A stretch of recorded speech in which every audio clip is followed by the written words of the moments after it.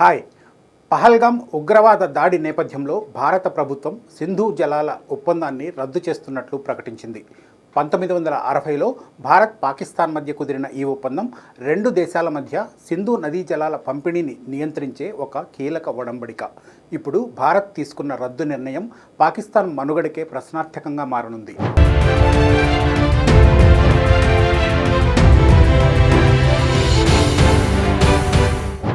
పహల్గాం దాడిని భారత ప్రభుత్వం చాలా సీరియస్గా తీసుకుంది. పాకిస్తాన్తో సింధు నదీ జలాల ఒప్పందాన్ని నిలిపివేస్తున్నట్లు ప్రకటించింది. అసలు సింధు జలాల ఒప్పందం ఏంటి? 1960 సెప్టెంబర్ 19న ప్రపంచ బ్యాంకు మధ్యవర్తిత్వంతో భారత్ పాకిస్తాన్ మధ్య సింధు జలాల ఒప్పందం కుదిరింది. సింధు నదితో పాటు దాని ఉపనదులైన జీలం, చీనాబ్, రావి, బియాస్, సట్లెజ్ల నీటిని రెండు దేశాల మధ్య సమన్యాయంగా పంచుకోవడం దీని ప్రధాన లక్ష్యం. ఈ ఒప్పందంలో భాగంగా తూర్పు నదులైన రావి, బియాస్, సట్లెజ్ భారత్కు దక్కాయి. వీటిపై పూర్తి నియంత్రణ భారత్దే. ఈ నదుల ద్వారా 33 మిలియన్ ఎకరాల అడుగుల నీరు లభిస్తుంది. ఇక పశ్చిమ నదులైన సింధు, జీలం, చీనాబ్ పాకిస్తాన్కు దక్కాయి. వీటి పరిధిలో 135 మిలియన్ ఎకరాల అడుగుల నీరు లభిస్తుంది. రెండు దేశాలు నీటి పంపిణీ సమాచారం కోసం సింధు శాశ్వత కమిషన్ కూడా ఏర్పాటు చేశారు.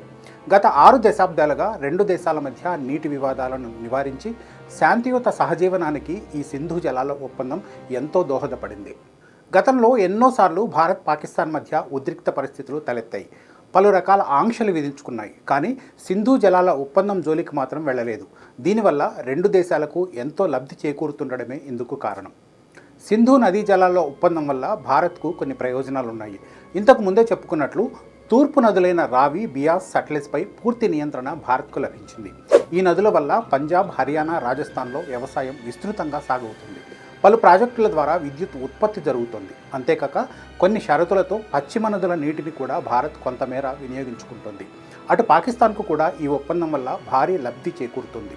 పశ్చిమ నదుల్లోని 80% నీటిని పాకిస్తాన్ తమ వ్యవసాయం, గృహావసరాలకు వాడుకుంటుంది. పాకిస్తాన్కు సింధు నది వరప్రసాదం అని చెప్పొచ్చు.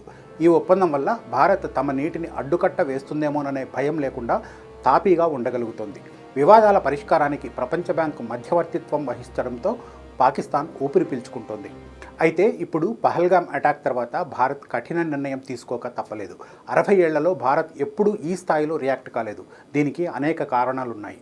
సింధు నదీ జలాల ఒప్పందం రద్దు వెనుక అనేక కారణాలున్నాయి. దీని వెనుక భారీ వ్యూహమై దాగి ఉందని చెప్పొచ్చు. ముఖ్యంగా ఈ ఒప్పందాన్ని రద్దు చేసుకోవడం ద్వారా నీటిపై భారత్కు స్వీయ నియంత్రణ లభిస్తుంది. ఇది పాకిస్తాన్లో సంక్షోభానికి దారితీస్తుంది. పశ్చిమ నదుల నీటిని భారత్లోని పంజాబ్, హర్యానా, రాజస్థాన్కు మళ్లించుకోవచ్చు. తద్వారా వ్యవసాయం, జల విద్యుత్ ఉత్పత్తి పెంచుకోవచ్చు. జమ్మూ కాశ్మీర్లోని పాకల్దుల్, కిషన్గంగా వంటి జల విద్యుత్ ప్రాజెక్టులను ఆంక్షలు లేకుండా వేగవంతంగా పూర్తి చేసుకోవచ్చు. అయితే ఇప్పటికిప్పుడు ఇవన్నీ సాధ్యం కాకపోవచ్చు. సింధు జలాలను నిల్వ చేయడానికి, మళ్లించడానికి మన దగ్గర తగిన వసతులు లేవు. ఇక్కడ భారీ డ్యామ్లు కట్టాలంటే కొన్నేళ్లు పట్టొచ్చు. కానీ ఒక్కసారి నిర్మాణాలు జరిగితే మాత్రం పాక్ గొంతు ఎండినట్లే. సింధు నదీ జలాల ఒప్పందాన్ని భారత్ రద్దు చేసుకోవడం పాకిస్తాన్కు పెను సవాలని చెప్పొచ్చు. దీనివల్ల పాకిస్తాన్ అనేక సమస్యలను ఎదుర్కోవాల్సి ఉంటుంది.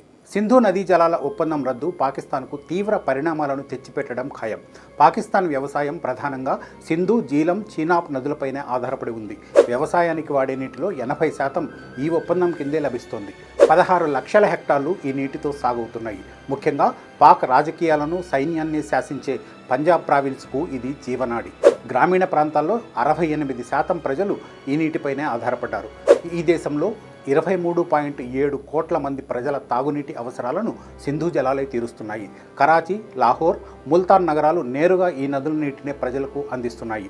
ఇప్పుడు ఈ నదుల ప్రవాహానికి భారత్ అడ్డుకట్ట వేస్తే పాకిస్తాన్ జల సంక్షోభాన్ని ఎదుర్కోవాల్సి ఉంటుంది. వ్యవసాయం కుంటుపడితే వ్యవసాయ ఉత్పత్తులు తగ్గుతాయి, ఆహార ధరలు పెరుగుతాయి. నీటి ప్రవాహం తగ్గితే దిగువ ప్రాంతాలు ఎడారిగా మారే ప్రమాదం ఉంటుంది. నీటి కొరత వల్ల ప్రజల్లో ఆగ్రహం పెల్లుబికే ప్రమాదం ఉంటుంది. ఇది రాజకీయ అస్థిరతకు దారితీయొచ్చు. సహజంగానే భారత్, పాకిస్తాన్ మధ్య సంబంధాలు అంతంత మాత్రంగానే ఉంటాయి. ఇప్పుడు సింధు నదీ జలాల ఒప్పందాన్ని రద్దు చేసుకోవడం వల్ల ఇరు దేశాల మధ్య సంబంధాలు మరింత క్షీణించవచ్చు.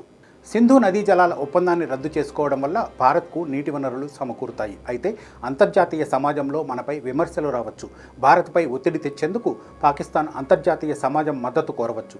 ఐక్యరాజ్య సమితి, ప్రపంచ బ్యాంకు లాంటి వాటిని ఆశ్రయించవచ్చు. అయితే ఈ విషయంలో భారత్ వెనక్కు వెళ్లే అవకాశం ఉండకపోవచ్చు. సింధు జలాల ఒప్పందం రద్దు ప్రభావం ఇప్పటికిప్పుడు పాకిస్తాన్పై పెద్దగా ప్రభావం చూపించకపోవచ్చు, కానీ భవిష్యత్తులో కూడా భారత్ దీనికి కట్టుబడి ఉంటే మాత్రం పాకిస్తాన్ ఎడారిగా మారడం ఖాయం. మరి భారత్ అంతవరకు వెళ్తుందా? అంతర్జాతీయ సమాజం ఒత్తిళ్లకు తలొగ్గి పాకిస్తాన్పై సాఫ్ట్ కార్నర్ చూపిస్తుందా అనేదానికి కాలమే సమాధానం చెప్పాలి. మరో అంశంతో మళ్ళీ కలుద్దాం. Thank you.